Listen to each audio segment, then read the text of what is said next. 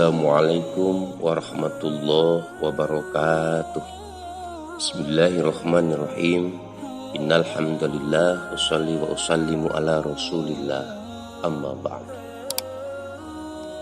Hadirin yang dirahmati Allah, setiap manusia yang dilahirkan ke muka bumi ini tidak akan luput dari perbuatan dosa dan maksiat. Maka ketahuilah wahai saudaraku, bahwa bertobat itu hukumnya wajib atas setiap manusia. Wajib segera dan tidak boleh ditunda-tunda lagi.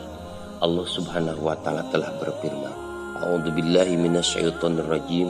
Bismillahirrahmanirrahim. Ya ayyuhalladzina amanu tubu ilallahi taubatan nasuha. Wahai orang-orang yang beriman, bertaubatlah kalian kepada Allah dengan taubatan nasuha. Taubat itu menggugurkan dosa-dosa dan kewajiban orang yang bertaubat, kata Imam An-Nawawi rahimahumullah dalam kitab Riyadhus Shalihin, memenuhi 3 syarat apabila dosa yang ia lakukan itu antara ia dengan Allah Subhanahu wa taala. Yang pertama, dia meninggalkan dosa saat dia bertaubat tersebut. Adapun bertaubat dalam keadaan dia terus-menerus berbuat dosa, tentu tobatnya tidak akan diterima. Yang kedua, hati kita menyesal atas perbuatan dosa yang kita lakukan, dan tanda-tanda orang yang menyesal adalah saat ia mengingat dosanya, hatinya merasa risih, hatinya merasa tidak tentram, hatinya menyesal sekali. Ketiga, bertekad bulat untuk tidak kembali kepada dosa tersebut. Maka kata beliau, apabila salah satu dari syarat ini tidak terpenuhi, maka tidak diterima taubatnya. Apabila dosa antara kita dengan Allah. Adapun kalau dosa kita dengan makhluk, kita menzalimi makhluk, maka kata Imam Nawawi harus ditambah satu lagi, yaitu dia harus meminta maaf. Dia harus membersihkan dirinya dan berlepas dari kedoliman tersebut. Kalau kedoliman itu berupa harta, kembalikan. Tapi kalau kezaliman itu berupa menyakiti hatinya, maka kita minta maaf kepadanya.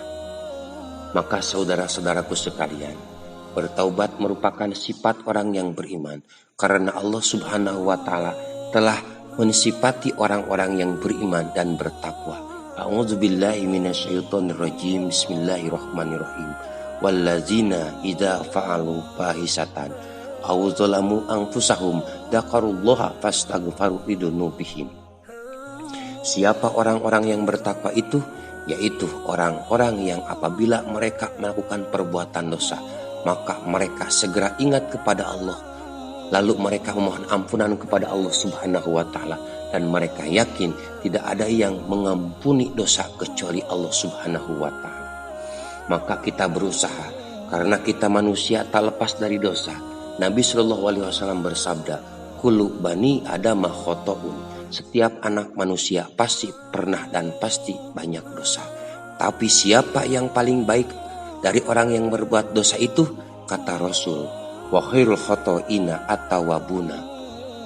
Sebaik-baik orang yang berbuat salah adalah orang yang segera bertaubat kepada Allah Subhanahu wa taala. Dalam bertaubat, saudaraku, ada perkara yang benar-benar harus kita perhatikan, yaitu yang pertama, kita tidak boleh menunda-nunda taubat, karena kita tidak tahu ajal itu sampai kapan. Kedua, bila kita tunda taubat kita, pohon maksiat itu semakin berakar dalam hati kita, sehingga semakin sulit untuk kita bertaubat kepada Allah. Maka Ibnu Qudamah berkata, perumpamaan orang yang mengundur-undur taubat seperti orang yang ingin mencabut sebuah pohon. Saat ia mencabutnya, ternyata ia dapati pohon tersebut kuat. Lalu ia berkata, kalau begitu saya akan cabut lagi tahun yang akan datang. Saat ia mendatanginya lagi tahun depan, ternyata pohon itu tambah kuat lagi. Maka orang yang mengatakan nanti taubatnya ketika sudah tua, keun taubatna geus kolot, subhanallah, kita sudah tua, pohon maksiat itu sudah sangat berakar di hati kita, bagai kanker yang sudah akar kemana-mana. Bagaimana dia akan bisa bertobat? Justru saudaraku, segera mungkin kita ada kesempatan taubat, segera taubat kepada Allah.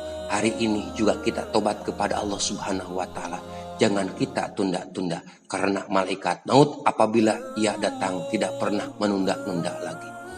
Hadirin yang berbahagia, la ilaha illallah. Sungguh orang-orang yang menunda taubat itu hakikatnya adalah orang ini membiarkan dirinya terombang-ambing dalam maksiat kepada Allah dan mencampakkan dirinya kepada adab Allah Subhanahu wa taala.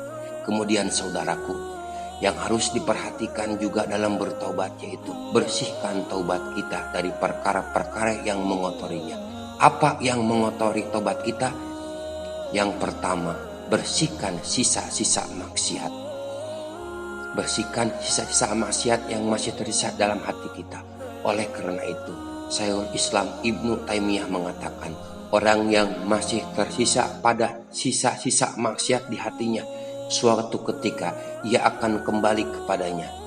Kalau kita melihat orang yang dia sudah hijrah, dia sudah taubat, tapi kemudian kembali lagi kepada dunianya, maka buruk tersebut. Hal itu karena masih ada sisa-sisa di hati dosa tersebut. Maka kewajiban dia adalah membersihkan sisa-sisa taubat tersebut. Segera ia taubat kepada Allah Subhanahu wa taala. Segera istighfar kepada Allah Subhanahu wa taala. Segera ia menyesali perbuatan yang ia lakukan tersebut. Yang kedua, meninggalkan sebab utama maksiat. Kemudian, apalagi kotoran yang bisa mengotori taubat kita, yaitu kita tidak berusaha untuk meninggalkan sebab-sebab yang menyebabkan kita jatuh kepada maksiat tersebut. Kalau misalnya sebab utama maksiat kita adalah karena teman, kita bertaubat tapi tidak meninggalkan teman-teman yang buruk, maka bagaimana taubat kita akan bersih? Kalau ternyata sebab utama maksiat kita adalah misalkan handphone, maka kemudian kita bertaubat, kita membiarkan sebab maksiat itu ada pada diri kita, maka bagaimana taubat kita akan bersih? Dia akan pasti dikotori.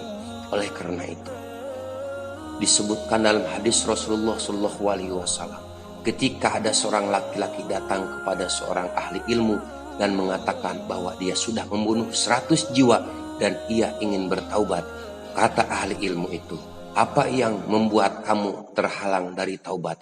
Pergilah kamu ke negeri di sana, karena di sana banyak orang-orang yang soleh yang beribadah kepada Allah, dan tinggalkan negerimu yang buruk tersebut. Saudaraku, kesempurnaan taubat kita adalah dengan cara meninggalkan semua sebab-sebab terbesar yang menyebabkan kita terjerumus kepada dosa. Pertahankan taubat kita. Mempertahankan taubat itu tidak mudah, karena setan akan berusaha semaksimal mungkin supaya kita mau kembali kepada dosa yang telah kita lakukan kemarin. Maka untuk itu istiqomah di atas taubat ini, kita harus terus meminta tolong kepada Allah Subhanahu wa taala. Kita harus bertawakal kepada Allah Subhanahu wa taala, menyerahkan diri semuanya kepada Allah dan minta Allah supaya iman kita dihiasi, hati kita dijadikan hati kita benci kepada kekufuran dan kemaksiatan. Hadirin yang berbahagia yang dirahmati Allah Subhanahu wa taala. Apalagi sekarang di bulan suci Ramadan yang mana Allah membukakan selebar-lebarnya pintu tobat, maka tergolong orang yang merugi di bulan yang penuh magfirah ini. Tidak bisa dijadikan momentum untuk memperbaiki diri dan bertaubat atas dosa-dosa kita. Mudah-mudahan kita selalu diberikan petunjuk oleh Allah Subhanahu wa taala untuk mengesegerakan tobat dan dari dosa-dosa kita. Amin ya Allah ya Rabbal alamin. Rupanya pemberitaan saya dicukupkan sekian. Mohon maaf atas segala kekurangannya. Billahi taufiq wal hidayah. Wassalamualaikum warahmatullahi wabarakatuh.